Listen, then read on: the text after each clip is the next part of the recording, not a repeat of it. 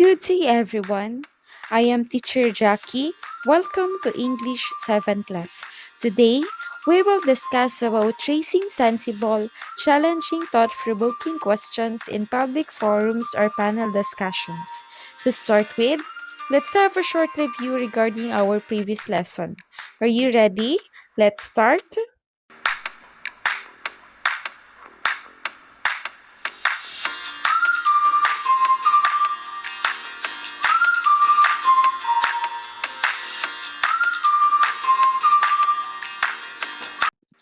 Identify the author. This is one of the top tips for navigating the infodemic. You have to search the author's name online to see if they are real or credible.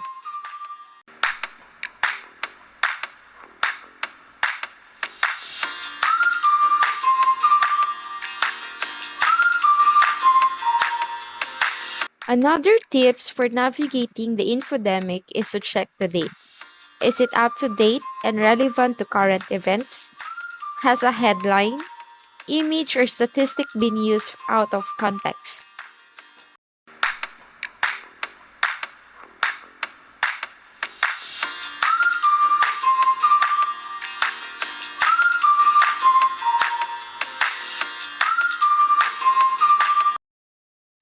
This is also a tip for navigating the infodemic. Assess the source means you have to know who shared the information with you and where did you get it from.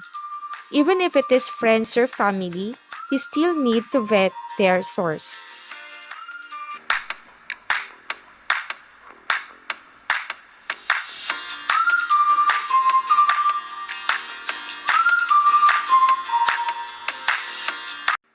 For you to react to what is asserted or expressed in a text, you need to note assertion as an effective communicative style.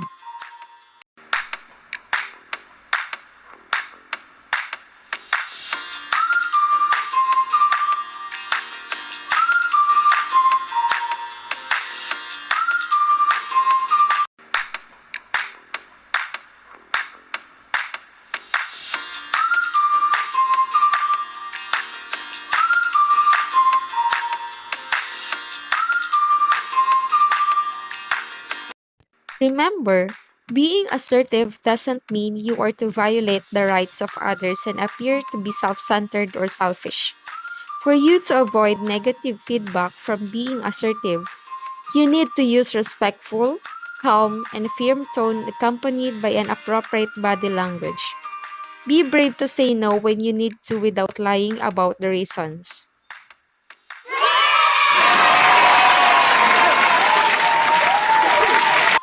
That's it, our review.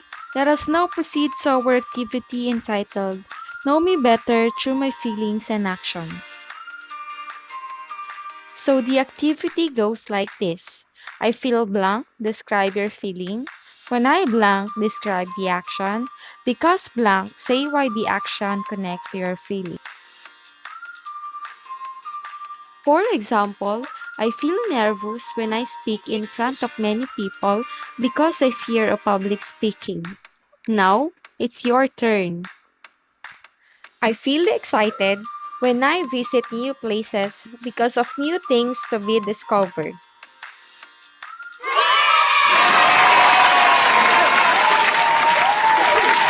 Alright, let's have another activity. Do you believe in the saying, a picture is worth 1,000 words? So the first picture is about war. Did you know that Spaniards, Japanese, and Americans invaded our country from 1565 to 1946? The next picture is about cooking. Cooking is the art, science, and discipline of preparing and presenting food. Humans started cooking 1.8 to 2.3 million years ago, and chopsticks were initially created for cooking, not as an eating utensil. The next picture is about playing volleyball. Did you know that the set and spike concept first originated in the Philippines in 1916? The Filipinos referred to the killer spike as a bomba and the hitter or spiker as a bomberino. Volleyball was originally called mintonet because of its similarity to badminton. Now, from those pictures, I want you to formulate questions.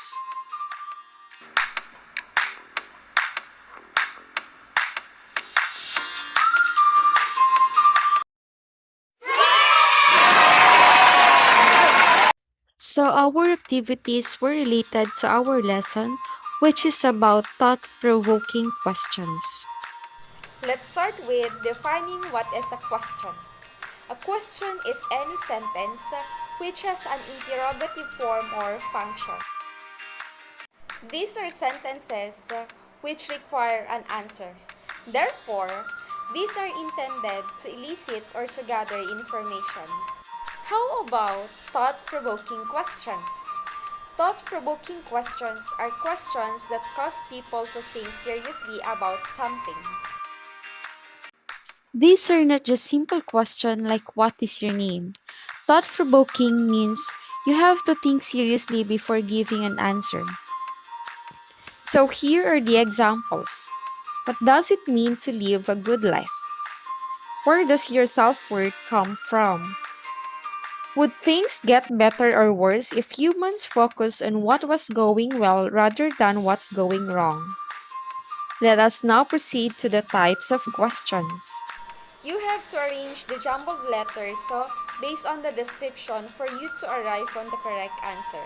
So the first one is, this is designed to elicit prior knowledge and to check comprehension.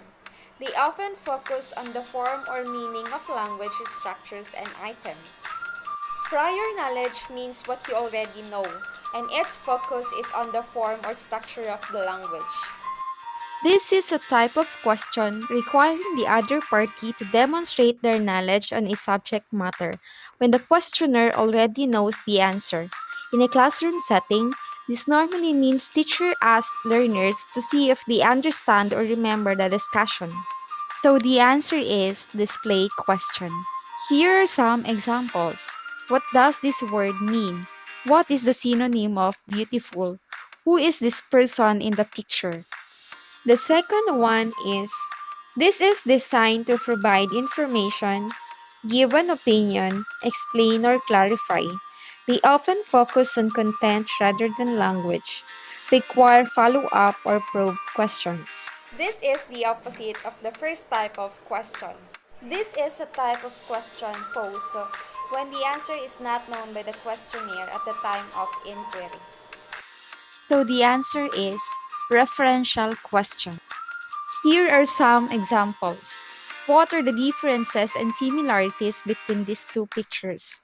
What are some other ways to tackle air pollution? How do you think an educated person can help his society? The third one is this type of question has multiple possible answers and encourages students to be creative or express insight and are useful for a deeper learning. These questions cannot be answered with simple yes or no. They are useful for gaining a greater level of knowledge and information, whilst also being good at building relationships. The answer is divergent or open-ended question. Here are some examples. What kind of challenges are you facing? What would you want to achieve in the next year? What should be humanity's goal? For the last type of question, this type of question is more narrowly defined correct answers, which can be recalled from memory and require little reflection or originality, are common in conventional tests and have one acceptable right answer. These questions are those which can be answered with one or two words, generally just yes or no.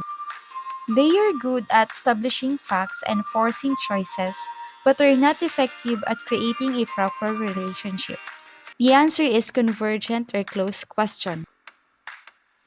Here are some examples. Did you enjoy your experience in your English class?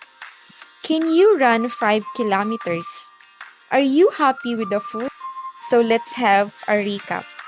Display questions are designed to elicit prior knowledge and to check comprehension. They often focus on the form or meaning of language structures and items. Referential questions are designed to provide information, give an opinion, explain, or clarify.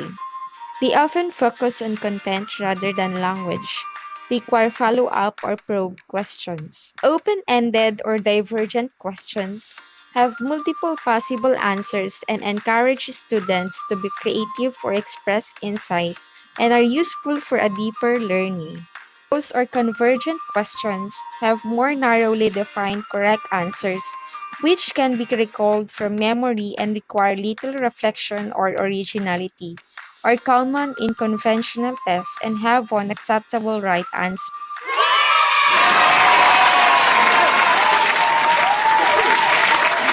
Let us now proceed to our activity, which is entitled Yes or No. Tell whether the questions are thought provoking or not. Number one, how do effective writers hook and hold their readers? Yes, this is a thought provoking question because this is a rich question for exploring the many features of effective writing, including different genres, audience or purpose, connections, writer's voice, and organizational structures.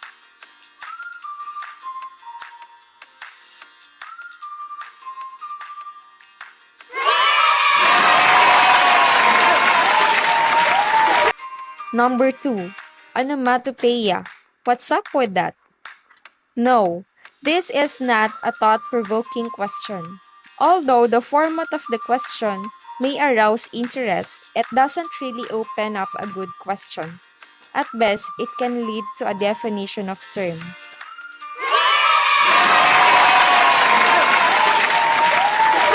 Number three, what are the limits of arithmetic? Yes, this is a thought provoking question, widely applicable across mathematical topics across the grades. The question helps us to come to understand an abstract yet important idea.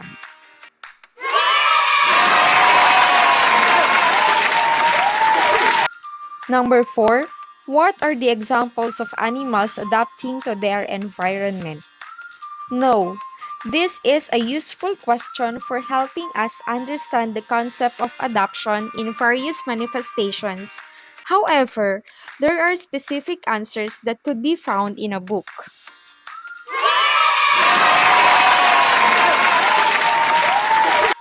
Number five, is biology a destiny? Yes, this is intended to be a thought provoking, open question with nuance.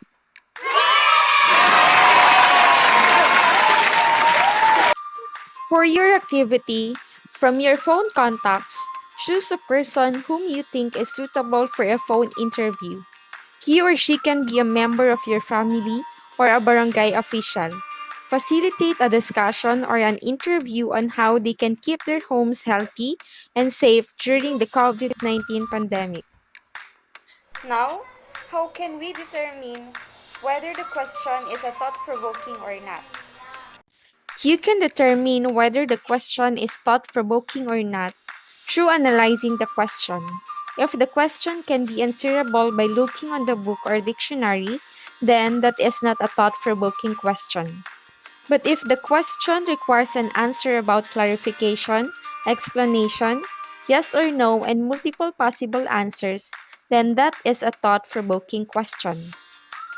To assess if you understand our lesson or not, answer the assessment part on your module. That is on pages 16 and 17. And for your assignment, answer additional activities on page 18 entitled Balance Me. That's all for today. Thank you and have a good day.